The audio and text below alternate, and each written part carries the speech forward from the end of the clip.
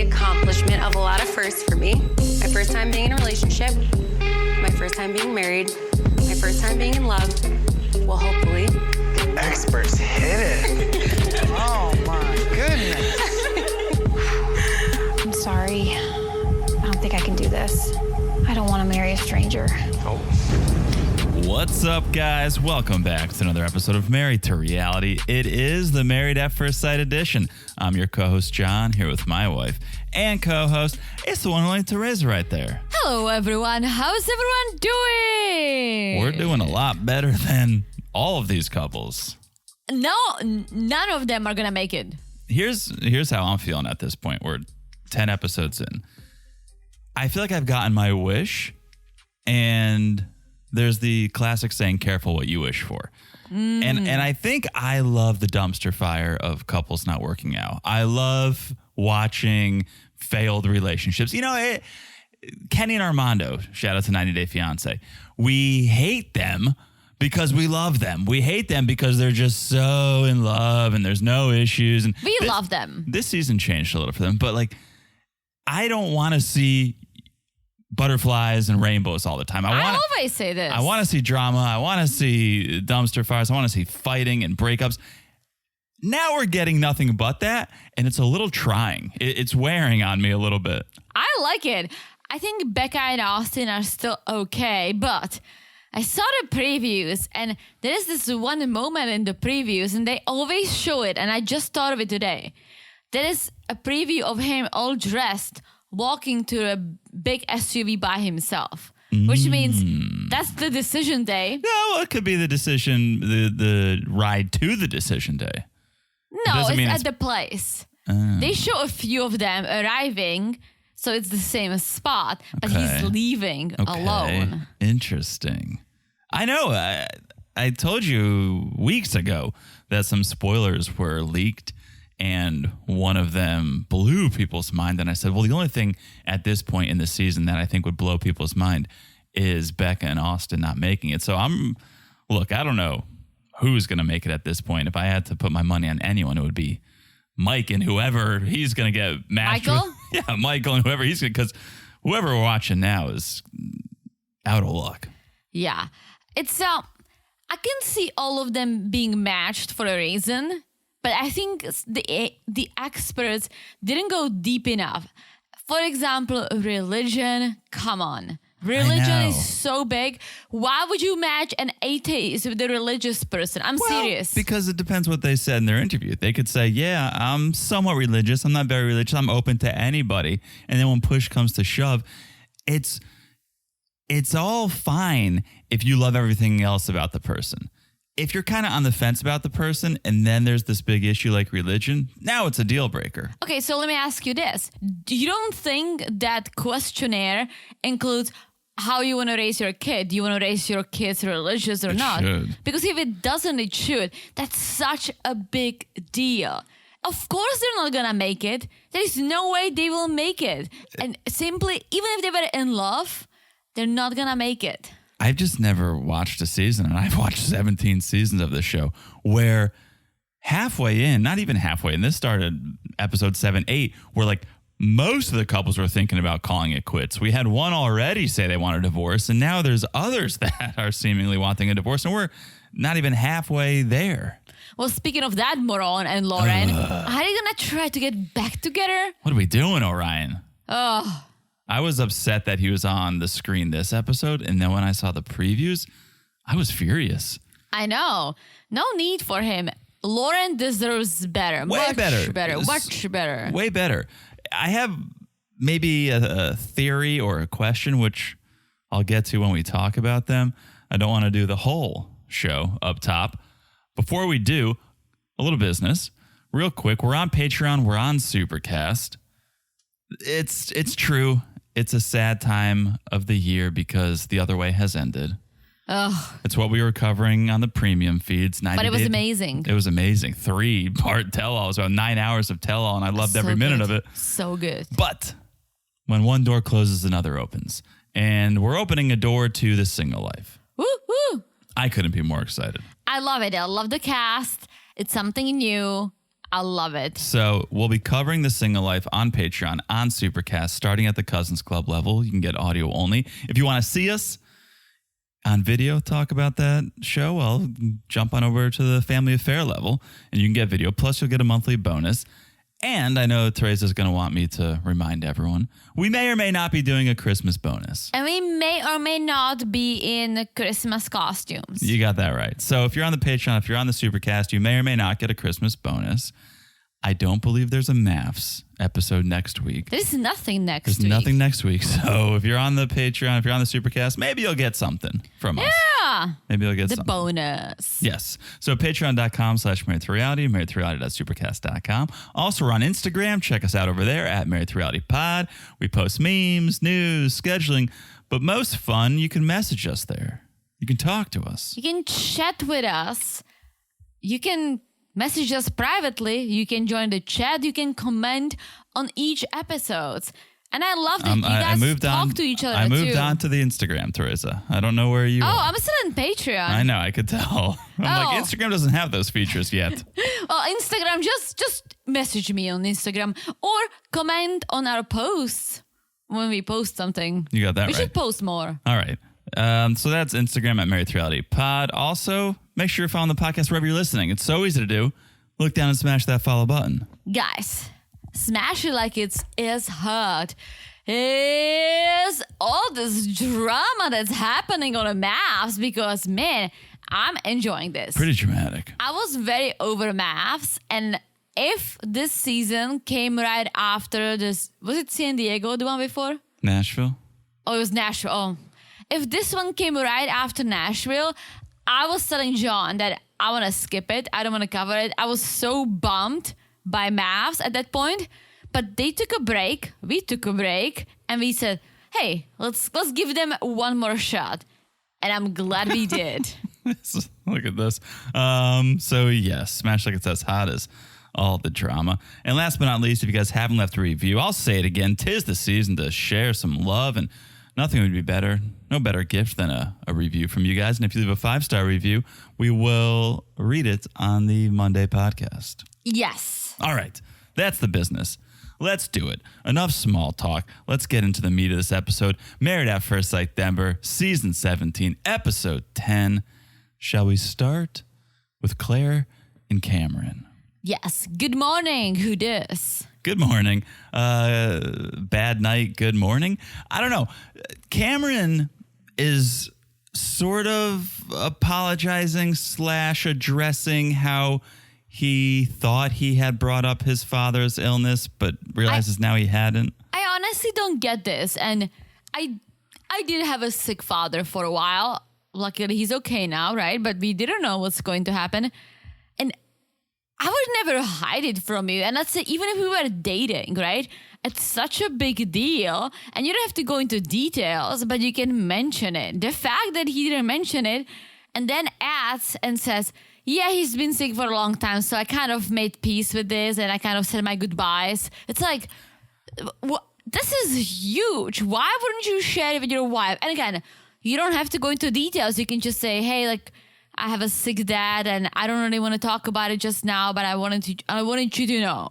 I didn't hear him say that he has said his goodbyes. I heard him say that he's been sick for a while, and to me, that makes sense. I can understand that reasoning of it's not top of mind. It's something he's come to terms with. He's not thinking about it every second of every day.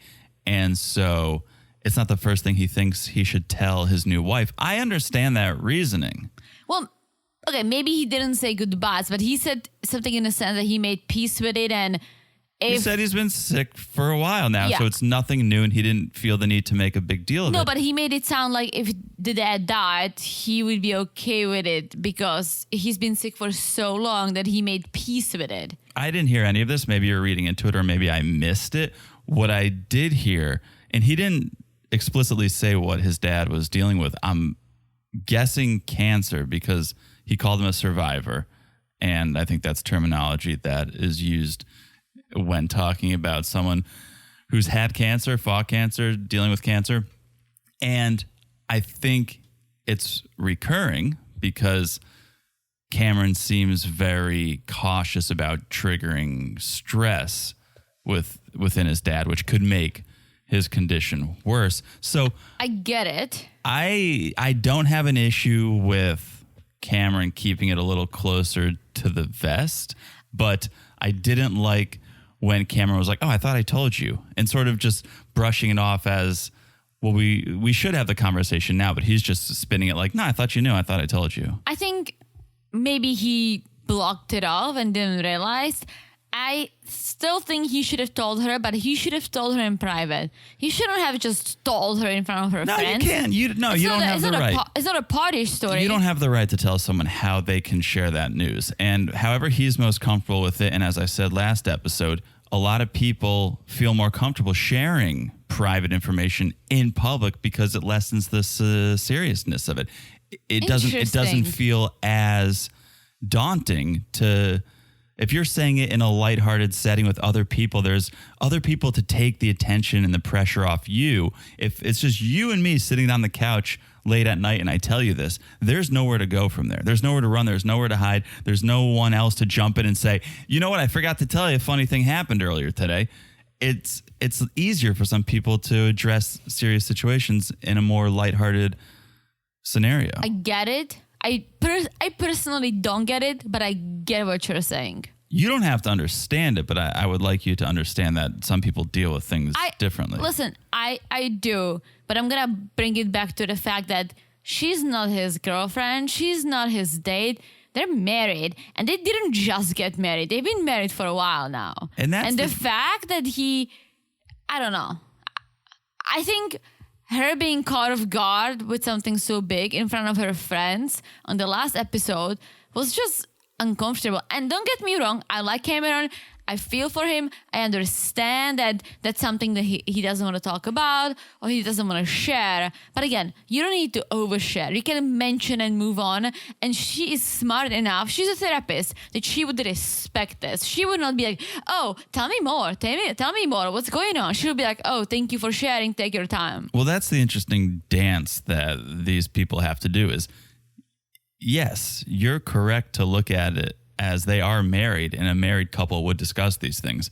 But the reality is they've known each other for a week or two. And so to get into those conversations is a little more difficult. I think your mindset is right if you're going by the book. That is, hey, you're husband and wife, you guys should discuss these things. But a lot of these relationships fail because no one's actually going through their day-to-day as if they are married. It's a communication thing. Like, you need to communicate, and it's up to you how you communicate it. And I think you can share as much as you feel comfortable, and it can be the bare minimum. But I think she deserved to learn about something this big in a more private setting. Again, you have to go into details, but I think that was just interesting. It wasn't even like, oh, it was in a crowd, we have a party. It was her and her friend. Yeah. He didn't just say it out of nowhere. There was a call and response. Someone did bring something up, and then maybe he had been keeping it in and it was simmering and it was boiling to the top, and he was thinking, maybe I should address this, maybe I should. And then finally someone was like, "How's your family feel about you being on the show?" And he was like, "My dad's on his deathbed." Like, maybe that was what happened too. Okay, I can see that. So anyways, what Claire doesn't want to hear from Cameron are a lot of big words, like mastication. But, okay, was she joking? Was he joking when he said, "Well, I need to sound smart"? I think he was joking. I think he was somewhat joking. I think he likes to use big words. I like big words, and I cannot lie. Words. Yeah. Don't you love when I use big words? It's one of my favorite highlights of the day or a week. Is I'm like, oh, where did you learn that? But he, I think, does. I appreciate that. Claire's just at the point where I think she has the ick. And she's just being turned off by any little thing. As not that religion's any little thing, but again, if I need to update my references, but if Cameron was Brad Pitt, I think Claire would be okay with him being an atheist. Like, she's just not that into him, and so any little thing is a deal breaker. Like, big words. I think out of all the guys, the show, he's the best looking. He has his moments. Like there is something to him. So I wouldn't really disclaim his looks. Okay. But yes, girls love Brad Pitt. We all love Brad Pitt. But I think Claire, again, is smart enough that the way someone looks, I don't think would be enough for her. It wouldn't be enough for me either. And I'm not saying I'm that smart. Or am I? But I think for me, there is looks is part of it because it's attraction, right? The way you look, that's the first thing you see. Yes. And then we get deeper. And I admit it, I judge how guys dress because that's also part of the attraction for me, right? Sure. And then how you smell. And I don't just mean the perfume. And obviously the communication, conversation. So looks is the first thing you see, but then it's way more. If we started dating and I was like, oh my gosh, this guy's so hot. I was telling my friends, right? Yeah. But then if you turn out to be an asshole, which I almost thought you were when you kind of ghosted me, but then you got sick. I was sick. Then I was like, oh, here we go again. And not that I've been ghosted as many times, but it's New York City, right? That's the thing. Good-looking guys just ghost girls and move on. And so it's definitely not just about a look. So you're using Brad Pitt saying, oh, if he looked like Brad Pitt, she would stay with him. I don't think that's true. I think they would maybe have a better connection because she would be like, oh my gosh, I need to make out with this guy or something. But it wouldn't be enough. No, I'm just saying I think you get away with a little bit more when you're Brad Pitt. And Claire's just not feeling romance. She feels like there's zero romance. But he doesn't feel it either, but he wants to explore it. And she doesn't even want to go there. He's very confusing to me because on one hand, one day, he's seemingly the more optimistic one, thinking romance will come in time and just like, so you're saying there's a chance, like 1 in a million, 0.1%, you're saying there's a chance. And then the next day he's like, I don't know. I don't think this is healthy. I think I need to leave. I think he's trying, but he gets frustrated because nothing's being like she friend zoned him. And yeah. Whenever he tries, she's like, oh, so cute. Don't make me cry. But that's it. There is nothing more really. And her saying, oh, like maybe like should we hold hands? Like don't ask. Like hold hands if you feel like it. But don't you think they friend zoned each other? Well, I think he got to the point that he's like, well, all right, you're in the friend zone now. But I think he was trying more so than her. Okay. I think he was just open to, let's give it a shot and see. Let's maybe, not to get physical, but let's maybe hug or sit closer to each other and see if that will spark any sparks. No, all right. Interests. Shall we move on to another couple who is seemingly doomed? Yep. Let's move to Emily and Brennan. Chef Brennan making breakfast. It's the least he can do around here. I mean, don't take the friend side. I talked to some of our friends on the Instagram and Patreon, and people think those girls were morons. Oh, I think the girls were Especially the one that was going so aggressive at him. Teresa, you know sarcasm is my third language after English and Czech. But So that's a very poor sarcasm. I still think, because Emily says, I didn't tell my friends to say anything. That was all them. I'm going to say that it was the producers.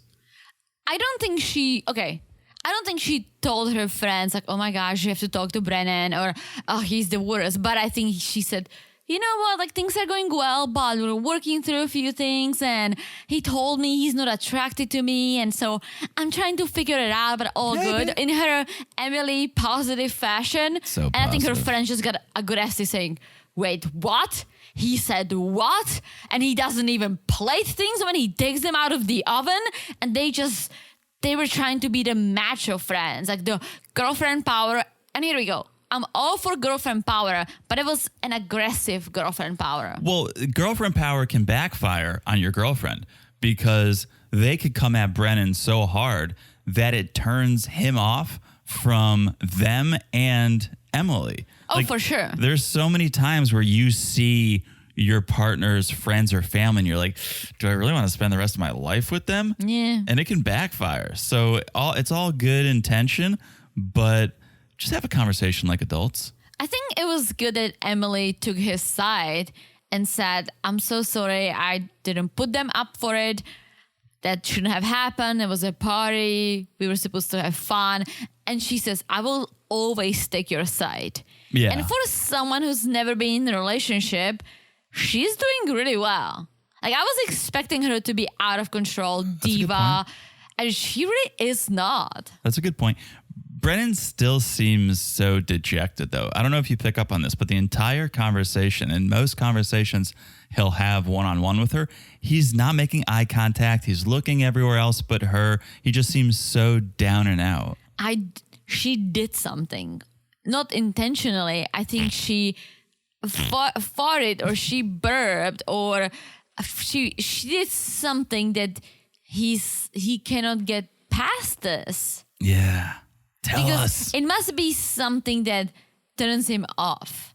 I know, clearly. And he thinks he's protecting her by not saying it, but I think he's doing the opposite. He's letting us all fill in the blanks. We're doing Mad Libs over here. And the reason why I think it's her appearance or something physical is because if it's something she said, right, he would have said it. He would have said, yeah, we disagree on politics, or she said she made a bad comment. I don't agree with it. I'm mad at her, right? And it wouldn't make her necessarily look bad. I mean, it would. It totally could, depending on what it is. It depends what it was, but correct. But because he's been so like, I would not want someone to do this to me. It's something in her physical appearance or something she did. Well, what he said was, if I even acknowledged it or mentioned it, it's not going to change anything. So I don't know. I mean, there's a lot of physical things you can't change, and there's a lot of physical things you can change. And I'm not advocating that you change for somebody, but just that mindset of like, well, there's a lot. She can't change it. I don't know. They were drinking a lot. Maybe she did something while being drunk he didn't like, and I don't know. Maybe. I hope we'll find out. Yeah. So then we go to Pilates, and every time I see Pilates on these shows, I'm like, oh. This is not what I thought Pilates was. When I hear Pilates, I picture like ribbon dancing. I picture a bunch of women in a room ribbon dancing. You can do Pilates at home too, but you also have the Pilates machines. Yeah, this wasn't, I don't know. I pictured it as like some ballet, I don't know why. Because maybe like Pilates, pirouette. I have no idea. But every time I see it, I'm like, oh, this looks difficult. Yes. I almost went to a class and then I changed my mind. Because I just don't find it that interesting. Yeah. I don't know how you can really get toned. What are you talking about? Did you see it? It was like a crazy workout. I guess. Crazy workout. I guess. Anyway. I feel like I'm more about like, let's grab some weights and... Uh-huh. Mm-hmm. Yeah, your old Europe mentality. Yeah. You're like, give me a kettlebell and a heavy bag. I just picture you in like those old school like Russian weightlifting outfits with a barbell across your back. Am I Russian or what? No, but in my fantasy, you're wearing that leotard. Like Borat? Very nice. Moving on. Teresa gets very heated when anyone confuses her and mistakes her for Russian. Yeah, because it's not cool. You know I'm joking. It's the same thing if I said you're from Misery. Sure. You see how you Hold me back. Hold me back. You're feeling like you were put out of your place, out of your state. Yeah. Put me out of my misery. Moving on. Becca and Austin. Again, they want to pretend they're this hot to trot couple. I call BS. But first, let's play some cribbage, which they're doing all they can to make it sexual. It sounds like a Harry Potter game. It totally does. Right? Well, Quidditch, right? Yeah. How do you know? You don't even like Harry Potter. You forced me to watch Harry Potter. I tried to read the book in high school. I'm telling you, I gave it a fair chance. I just think it stinks. You tried to read the first book in high school? I read like 40 pages and It's too late. You were too old. No, I wasn't. What do you mean? That's when it came out. You were supposed to read the books when you were like 12 or 13. I couldn't. The first one. I couldn't. I was too old. That's when it. But that's on you. What year did it come out? It's not my fault. Although my friend Marco, you know him from New York, he loves Harry Potter. I think he's a little older than you. He might be. The first book came out in 97. Oh yeah. So you were. I was 7. You were 11. 7-Eleven. Yeah. So That's when you should I have was read a it. couple years late. Because you would have fallen in love with it. You know, I don't that was the age of you coming out of. Still have the imagination of a child, but kind of coming out there. I grew up with the books. I read the first one when I was 12. Harry was 11 in that book. I literally read it as I kind of went with it. Okay. And that's why I love it so much. All right. I was like getting lost in that world, and I hated the actual world for a while. I loved the idea of living under the staircase. Yes. Yeah, that was about where the entire impression of Harry Potter for you. There's way more to it. I told you I only got like 40 pages in. Oh, so you never really got out of that staircase. Exactly. And then I watched the movie, and well, we don't have to go into that. All right. So they're just playing cribbage, and the sexual tension is there. Becca's trying to make sexual innuendos to loosen Austin up, but he's just not receptive. And Teresa was muttering it under her breath. Teresa's got her hot take. None of our friends agree with that hot take. Let me just put that out there. She's on the small island. peen? She's on a small penis island all by herself. No one is buying into that. So why? Why is he not? Because here's what I'm gonna say, right? I don't think he pretends to like her, because at this point, everyone's failing. If he was failing too in the relationship, it almost would have been better, because then he'll be like, oh guys, like, we're failing too. No, he wants to put on this front that I don't think so. I don't think he cares. He's got 5 more weeks if he can just hang in there and he can see it through like a gentleman. So my 2 thoughts would be he's not that into her, or I'll kind of swim over to your island a little bit. I'm not going to go full small penis, but maybe he's just sexually inexperienced and doesn't want that to come out on TV, where after they do something, and of course they're going to be like, so how was it? Maybe he's scared. She's going to be like, not that good. Or maybe his penis is still in the turtleneck. A lot of men's are. Yeah, but she's Jewish. And no Jewish men's are. Yeah, that's a thought. Yeah, or he only has one ball.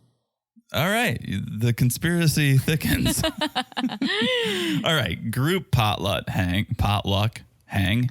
I hate the word potluck. I hate the word potluck. I hate the idea of potluck. I hate a why? potluck because it's always bad luck. There's never anything that good there. Here's why. Potluck sounds to me like people bring food that you don't know what's in it. Well, that's what it is. You so don't know. Luck. I don't like that idea. I don't want luck to be involved with my food. I know. There should be 0 luck involved. There should just be guaranteed good. I know. I don't like potluck either. I got some shit from people about it, but I'm like, I don't need to try your casserole. I don't need casseroles. Exactly. You're bound to offend someone. You're bound to do the wrong thing, make the wrong face. It's bad news bears, and I can see our phones lighting up. Our friends love potluck. I can already see that, but don't invite us. We're not coming. My friend did a potluck wedding. Oh, at please! 5 I'm eating a.m. on over the here. beach. No. I'm like, No, get a couple pizzas or something. Yeah, I'm like, I'm glad you didn't invite me. Jeez. Oh, that was before we met. But yeah, potluck. I like potluck if you purchase food so I can see the packaging. I don't know. Is it weird? No, I don't trust most people that attend potlucks. Trust no one. Barely trust you. I barely trust John. So everyone's there. Lauren strolls in, and then finally Orion shows up with he said it was cake from his friend's bakery. That was supermarket cake. Oh, That was absolute supermarket cake. Maybe his friend works at the supermarket. There's a good shout in the bakery section Yeah. of the supermarket. Yeah, because I've seen that cake before. For example, Whole Foods, they have a nice bakery section. Sure. Sure, but he tried to make it seem like it was this authentic craft culinary experience. No. First of all, you have no friends, Orion, so I doubt your friend works at a bakery. But they started going around talking about their relationships. Brennan's sharing the bumps in their relationship, saying nothing romantic yet. And he's like, I just want to be open with you guys and tell you what we're going through. It's like, be open with your wife. He's all like, I just want to be open with you guys. Be open with the only person that it matters who you're open with. Yeah. And I think Cameron and Claire are realizing that, wait a minute, we're not the only one who are struggling. We all seem to struggle, but Becca and Austin at this point. But I think it was Cameron who picked up on it and said, yeah, Becca and Austin, they need to start having some deeper conversation and really communicate or they're not going to make it. They're very like surface level. Totally. Well, a lot of these couples are. Here's what I wanted to talk about in regards to Lauren and Orion. So Orion's like, Lauren and I have decided to get a divorce. And Lauren goes, not Lauren and I, saying you, Orion, you decided. And Orion goes, well, after the honeymoon, I wanted a divorce, everything that followed made it more real, and I knew that's what I wanted. And then Lauren goes, yeah, there was an occasion where I made a horrible, offensive joke. And for her to say that, either she's been so gaslit by Orion into thinking that she did indeed make a horrible, offensive joke, or she said something we didn't see on camera. But I would never admit to something I didn't do like that. I would never sit there, especially on camera, and go, yeah, there was an occasion I made this horrible, if I didn't do it. So did she say something off camera? I think she feels gaslit, or she feels she is gaslit. Yeah. Gaslit. One of those is right. I'm trying to figure it out. But it really shocks me for her to apologize for that. Maybe the editors were trying to make her look better, and so they cut it out or they edited it differently, but she's owning up to something that we didn't see her do, and it makes me question things. Yeah, but then she turns it around and says that it was Orion who asked for a divorce, and again took it back, slut shamed me, asked for a divorce again, and then she said I failed the marriage. Yeah. And Orion, what a moron. He's like, I don't think you failed the marriage. It's like, bro, you just said it. Dude, we have it on camera. Yeah, and Lauren just calls him a gaslighter. Right. Which he is a gaslighter, a flip-flopper. He'll say one thing one day and the next thing the next day. And just the camera pans and just everyone's mouth is agape like they're staring at a car crash. And you kind of hit on it a second ago where everyone's looking at these couples going like, I guess we're not that bad. Yeah. You almost feel like the experts invited Lauren and Orion to the potluck so the other couples would look and go, I guess we're not that bad. I guess we do have a chance. Also, Lauren and Orion are the only ones who brought food that I would eat. Like a purchased cake and a charcuterie board. Ooh, the charcuterie. I love charcuterie. Yeah. Everyone's going to go back to their apartments after listening to that tale and go, oh, compared to Lauren and Orion, we're a power couple. Look at we're killing it compared to them. Yeah, and Cameron steps into and said, well, we have our own issues too, but we have a special chemistry.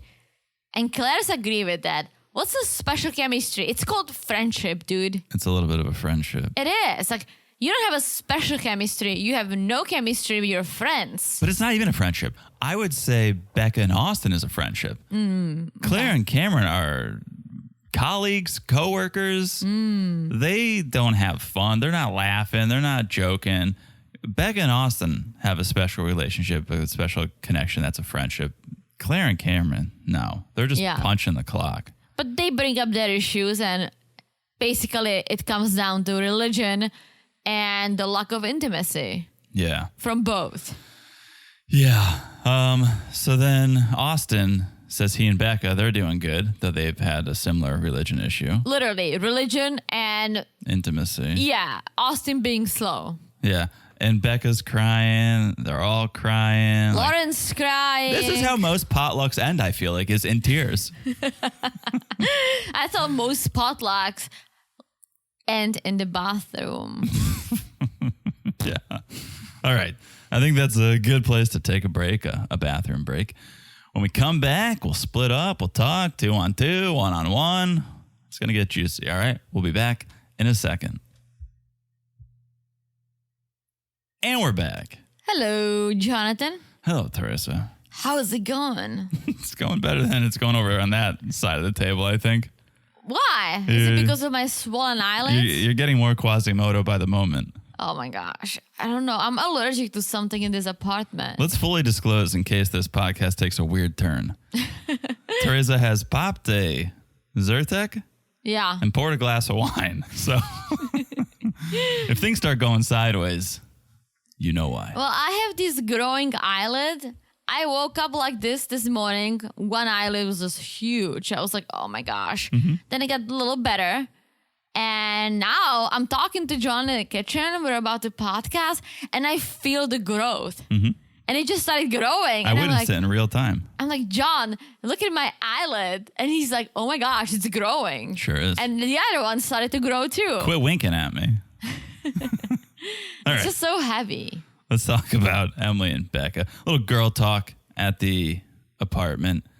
And here's what I didn't like. Becca is doing the supportive friend thing, but I don't think it's always helpful. When Becca's like, there's no way Brennan's not attracted to you. He's totally attracted to you. It's like, That's what girls do. it's what girls do. It's what guys do probably. But he's not. And lying to her doesn't help. If she said, you're so gorgeous. Like, I think you're so beautiful. So many guys think you're so beautiful. But people are attracted to different things. So maybe he's not. That's helpful. That's why you don't have a girlfriend. That's supportive. What do you mean? Girlfriends. Because it's not what you do with girls. It's not helpful. You to just, fluff it up. You fluff it up at first. It's not helpful to lie to people. People are big. They're adults. They can take it. You have to say, Not everyone is going to be attracted to you. That's just the end of the day. That's the true, truth. but you have to say, oh my gosh, like you're so beautiful. Like That's true. he's definitely attracted to you. That's not true. But he is probably having some other issues. He's trying to figure out. Maybe he's still into his ex. Maybe he probably wasn't ready for this. And you're so way better than him. And you're so, you know what? You might be better without him if you guys don't say yes on decision day. Girl, you're so awesome. You're so gorgeous. Like forget about Brennan. Just move on. Just divorce him. But like This is girl's power. But like 87% of that was helpful and authentic and true. And then there was the other percent, which I'm not good at math, that was not and was just a lie. And it invalidates everything else that you said, because I'm going, well, you lied to me about this. Is any of it true? Just give it to me straight. Tell me the truth. Tell me that I am beautiful if you think I am. And tell me that, look, there's plenty of fish in the sea. Not everyone's going to think you're attractive. That'll help me. 13%. Thank you. I don't know. I can't subscribe to inauthenticity. And that was I'm inauthentic. with you. Girls are not being inauthentic, but I have friends that I can be super honest with. And I have friends that I need to fluff it up a little bit. And it's just because I don't want to get into the whole thing of like, I'm a shitty friend. But you don't have to tell the whole truth. You tell part of it. You don't have to lie and go, oh, he's totally attracted to you. Look at you. Of course he's attracted to you. Just go, I think you're beautiful. And that's enough. That's a nice compliment. Brennan and Austin, they're talking. Basically kind of the same thing. Well, he says, we hear it from his mouth, there was attraction in the beginning. Now there's not. I wish I could take a pill and create chemistry, but there's no pill for that. So that's the truth. That's how he feels. That's not what Becca was telling Maybe Emily. when she slipped in the shower, it was just like a really weird thing. She probably farted when she slipped in the shower. Yeah, maybe she pooped a little. It all goes back to farting. Yeah. Or maybe like her boob fell out. It wasn't a good look. Hot. Yeah, there is something happened. We'll find out. I hope so. We'll find out. If not, we'll continue to speculate, and that's why it's bad. Someone should tell us something. He will eventually. All right, Claire and Cameron are now back at their apartment, and it's kind of what we were saying about bring the bad couples and you'll think you're doing better. They're realizing maybe we're not as bad as we thought we were. Yeah, but they both agree that Becca and Austin are just avoiding the hard conversations, and that's not a recipe for a healthy relationship. Right. They kind of go and dissect each other, all the other couples, and go like, well, Becca and Austin, they're not talking about their issues. Emily and Brendan, they're not being honest. Like, but we're doing all that stuff. We're doing better. We're doing good. And Cameron goes, in the spirit of being honest, I've been inspired to consider myself a little more moving forward. Apparently, Orion and Lauren inspired Cameron to realize, like, hey, maybe we won't be able to get past our issues. Well, I think he maybe didn't want to give up, right? He's like, let me just keep going and see. But now he sees that, all right, I guess if we see zero future, it's okay to call it quits. But that's called Decision Day. That's called 17 seasons of this show. I'm with you. And I think they will make it until D-Day. I don't think they will divorce. That's a hot take. I think they will make it. They're already sleeping in separate bedrooms. Yeah, but I think they will keep the friendship going. They will keep trying. They will keep trying. All right. So Dr. Pia pays them a visit. The next day. Yeah. And they're not the Lord of the Rings at all. They're the Lords of Zero Rings.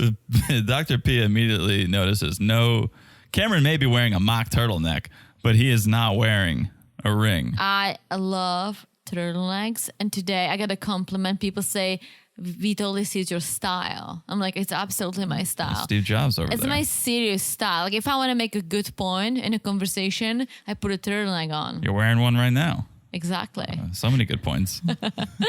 So Cameron's like, well, we've realized our long-term viability is probably not there. And Pia's like, whoa, let's slow down. Is there any possibility of this working? And here's where it gets so confusing all the time with Cameron. He's like, I want to make it work, but there's this disagreement. Well, and he's right. I'm with him. He's like, yes, but we have this fundamental disagreement on kids, religion, and there is no romance. Mm-hmm. Kids and religion, it's huge. You cannot overcome it. I'll just be honest. And you cannot overcome when someone says, oh, I want to raise my kids religious because I am a big believer in the big I.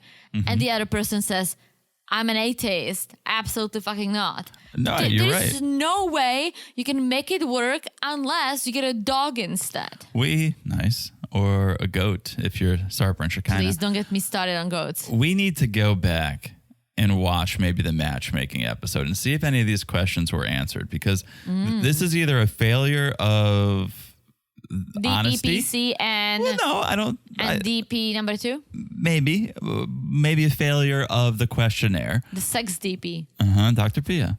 Or a failure of transparency from the participants and not being totally honest and trying to play it cool. Like, yeah, I'm open to different religions. Yeah, I'm open to maybe having kids or not. And then when push comes to shove, you're not that open. Somewhere there's a failure in the system. And I want to know where that is. And I don't know if the matchmaking episode would shine light on that. But interesting. That's what makes me scratch my head about this couple. But Dr. P is like, just go have some fun. Stop worrying about all this serious stuff. You guys have been together a couple of weeks. I know you're married, but stop worrying about kids and religion and all that. Just go have fun. Yeah, live in the moment. Which is good advice. Yeah, because she's like, I don't want this to be a missed opportunity. And it's true. I think all these couples, like, listen, you're going to have a decision day. Whether it sucks or not, you should keep trying. You have 2 bedrooms. That's why you have 2 bedrooms, right? If you have to split it up, but keep trying. We've seen it many times. And yes, and it usually ended up with a divorce, but keep trying. But this is where, I get confused with Cameron, because the advice is just go have some fun. And Cameron's response is, well, good advice, but I need to sleep on it. Good advice, but like, I need some time. Huh? You just said you wanted to make it work, but you're unwilling to just be like, great, let's go have fun. I think he wants to sleep on, all right, how are we going to do this relationship? Are we going to be friends having fun? Are we going to try to be more romantic? Like, I get it. I would want to sleep on something like this too. I don't know what you cannot just, you cannot go from, fundamental disagreements, blah, blah, blah, to like, absolutely, let's try this. Sure. I'm like, let me think about it. But the advice wasn't, let's just try this marriage thing as a serious partnership. The advice was just try to go have fun. Forget about the advice was literally don't sleep on it. The advice was don't think about kids and religion. The advice was go bowling. I get it, but I still think that it's okay for him to sleep on it. Okay. Well, I don't think they slept yet, but they go and they talk after Dr. Pia leaves. Yeah. Cameron tells Claire, I need to know if you want me to stay. Like, it's already gotten to this point where they're on the precipice of divorce. Yeah, and she says, well, it's up to you. And here's the thing. She should have just said yes, because it's up to you is followed by, well, I would miss you. And I feel like he wants to stay, but he wants to hear it from her. Totally. And that would help get out of the friend zone. Is like, Yeah. that's a romantic gesture to say, Yeah. no, I want you to stay. I think I would miss you. And that's trying. That's effort to put that out there. And Claire doesn't do it. And so Cameron's like, all right, well, I'll sleep in the spare bedroom then. And we'll see if this is something we can maintain. And I feel like what he was saying is, let's see if we can maintain a separate bedroom. Like, let's try sleeping That's apart what and it sounded like. see if we miss but- each other. Yeah. But then he asks her, he's like, do you see a future with me? Yeah. And she said she doesn't know. I don't know. It's not looking good for these two. Nope. Not looking good. It's not looking good for anyone. Well, let's go to another couple. It's not looking good Speaking for. of, Dr. P, SDP, is visiting Emily and Brennan. Sex Dr. Pia. Yes. Yeah.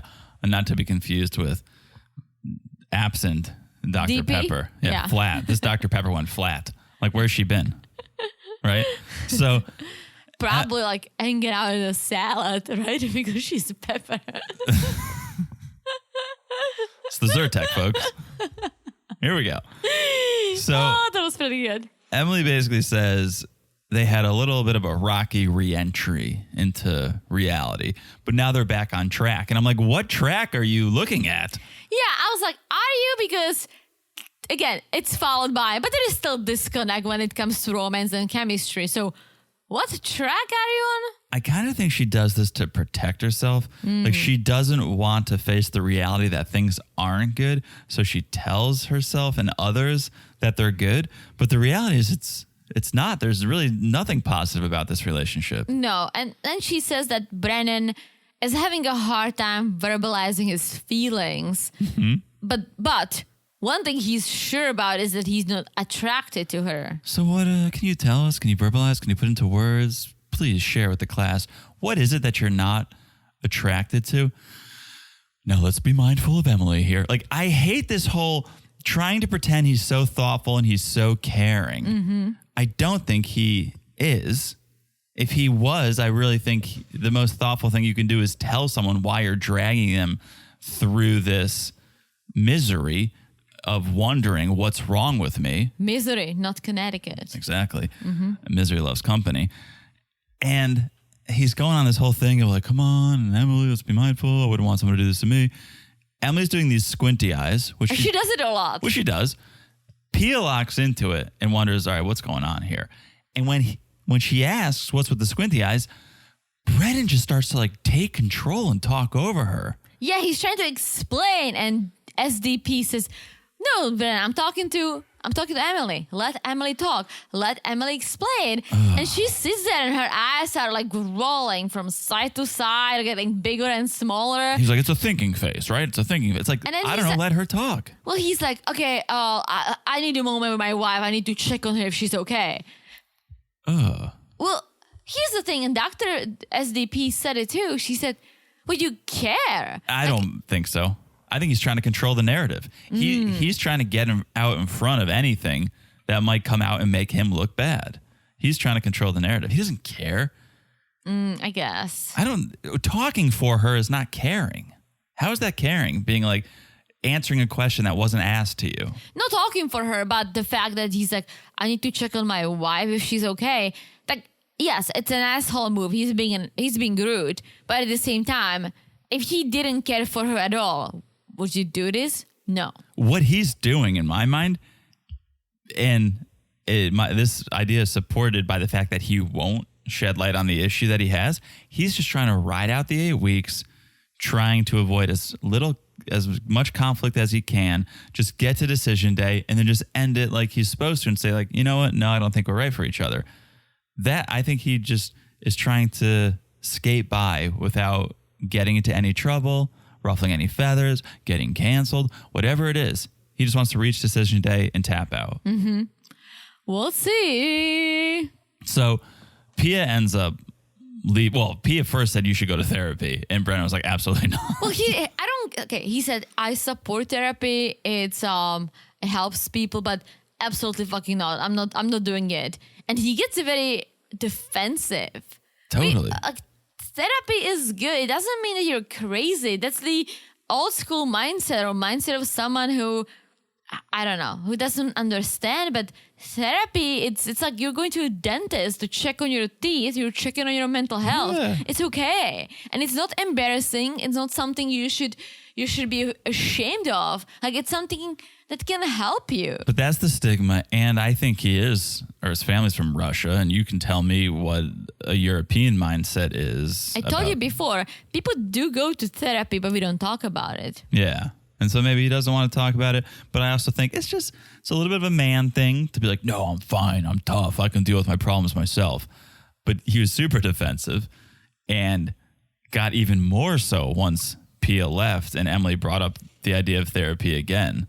Mm-hmm. He kind of like snapped. Yeah. He went from having a normal conversation to just getting very serious very fast. Yeah. And that's the emotion he shows. If there's any emotion, it's this, I don't want to say rage, but it's negative emotion. It's never joy. It's never fun. It's never smiling. It's never laughing.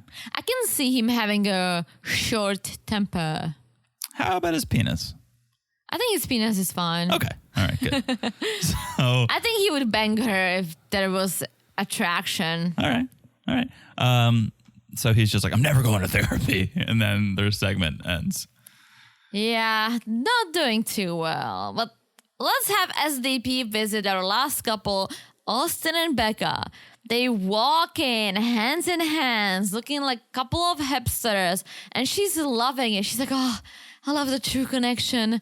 True love. Ooh. Pia is loving this. Yeah. Yeah. The SDP. Come on. SDP. Not to be confused with Stone Temple Pilots. Great band.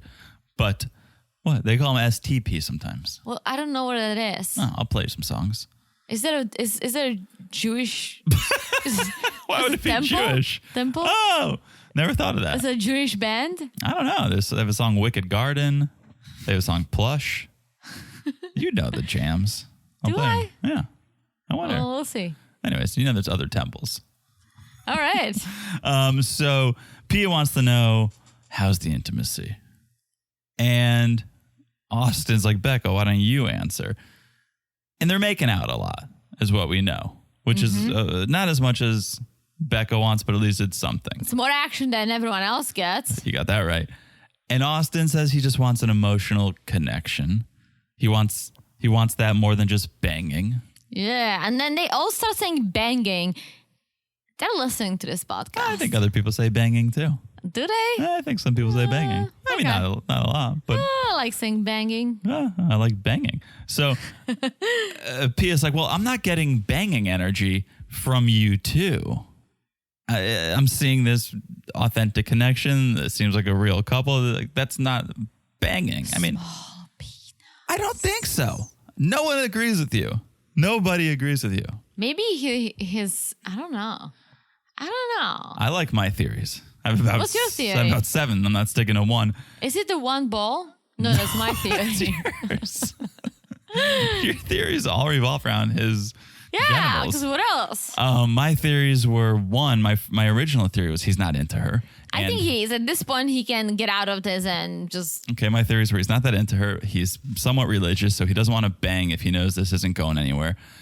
My other, which I'm sort of liking, is that he's not very experienced in the bedroom because he is sort of a save it till marriage guy, and he doesn't want to be humiliated on TV when the producers ask how was it, and Becca has to say not very good. I can see him being very vanilla.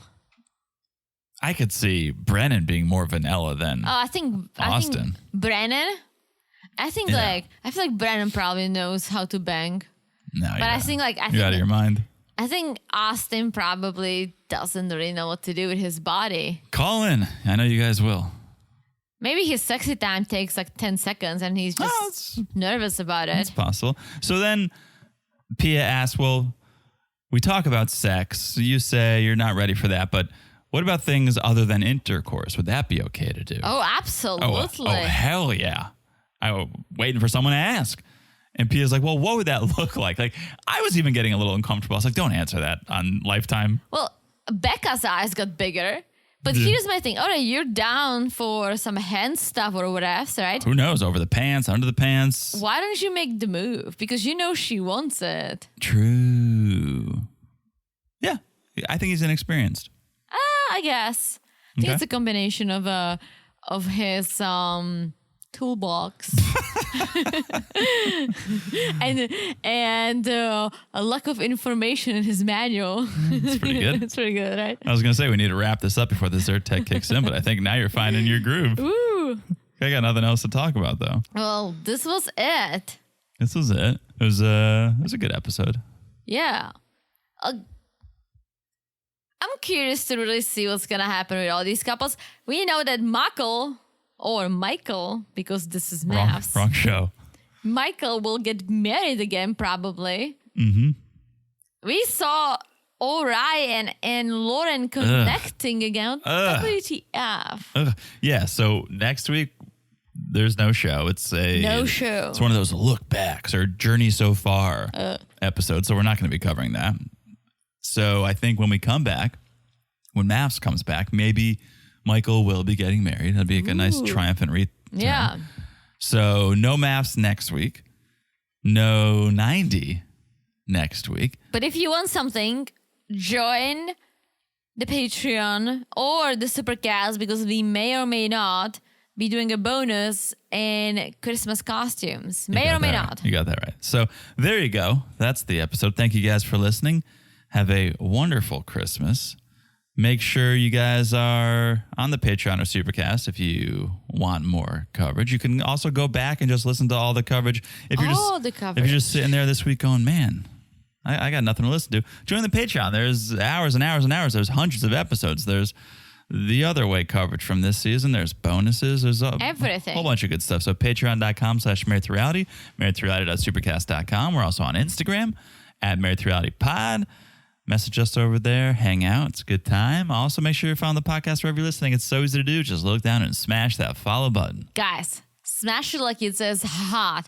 Is what's coming in the new year. Woo! Because the previous looked great. Very hot. So smash it like it's that hot. And last but not least, 'tis the season. It really is. Christmas is coming up. If you haven't left a review, please do. If you leave a 5-star review, we'll read it on the Monday podcast. Yes. All right, that is it. I've said it all. I've said it all. Merry Christmas. And Happy New Year. Happy New Year. All right, we'll talk to you guys soon. Bye-bye. Bye-bye.